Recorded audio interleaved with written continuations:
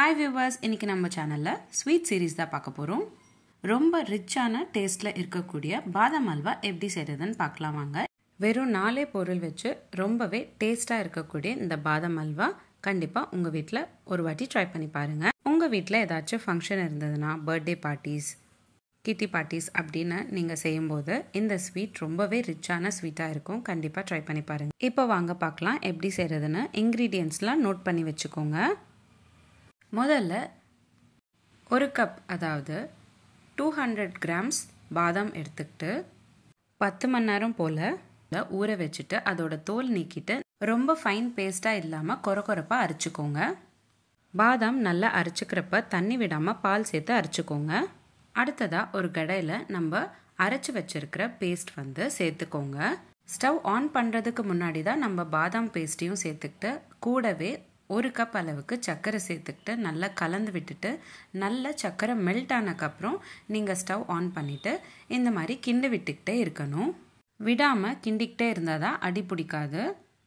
2 நிமிஷம் போல் நல்லா கிண்டி விட்டக்கப்புறம் நெய் சேர்த்துக்கிட்டே வரணும். கொஞ்சம் கொஞ்சமாக நெய் சேர்த்துக்கிட்டே வாங்க. முதல்ல நான் 2 ஸ்பூன் அளவுக்கு நெய் மட்டும் சேர்த்துக்கிட்டு இப்போ கலந்து விட்டுக்கிட்டு இருக்கேன். 5 நிமிஷம் போல் கிண்டி விட்டக்கப்புறம் மறுபடியும் ஒரு 2 ஸ்பூன் சேர்த்துக்கிட்டு கலந்து விட்டுக்கிட்டு இருக்கேன். கிண்டி விட்டுட்டு இருக்கும்போது உங்களுக்கு எப்பெல்லாம் நெய் தேவைப்படுதோ அப்போல்லாம் கொஞ்சம் கொஞ்சமாக சேர்த்துக்கிட்டே வாங்க. நல்ல அல்வா பதத்துக்கு வரதுக்கு அரை மணி நேரம் போல் ஆகும். விடாமல் கிண்டி விட்டுக்கிட்டே இருக்கணும்.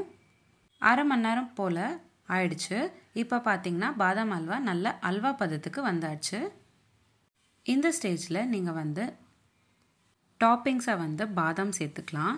பாதாம் நல்லா பொடிசாக கட் பண்ணிக்கிட்டு அதையும் சேர்த்துக்கிறேன். 1 ஸ்பூன் அளவுக்கு பாதாம் நல்லா பொடிசாக கட் பண்ணிக்கிட்டு அதை சேர்த்துக்கிட்டு நல்லா கலந்து விட்டுக்கிறேன். அல்வா நம்ம கிண்டி விட்டுக்கிட்டே இருக்கும்போது கடாயில் ஒட்டாமல் தனியாக நம்மளால் கரண்டியில் எடுக்க முடியும். இந்த ஸ்டேஜில் பாதாம் அல்வா பர்ஃபெக்டாக ரெடி ஆயிடுச்சுன்னு அர்த்தம். அவ்வளோதாங்க, சர்விங் பவுலுக்கு ட்ரான்ஸ்ஃபர் பண்ணிக்கிட்டேன். அவ்வளோதாங்க, வெறும் 4 இன்க்ரீடியன்ட்ஸ் வச்சு ரொம்ப ரிச்சான ஒரு ஸ்வீட் ரெடி ஆகிடுச்சு. இந்த ரெசிபி நீங்களும் உங்கள் வீட்டில் ட்ரை பண்ணிங்கன்னா எப்படி வந்துச்சுன்னு எனக்கு கமெண்ட் பாக்ஸில் கமெண்ட் பண்ணுங்கள்.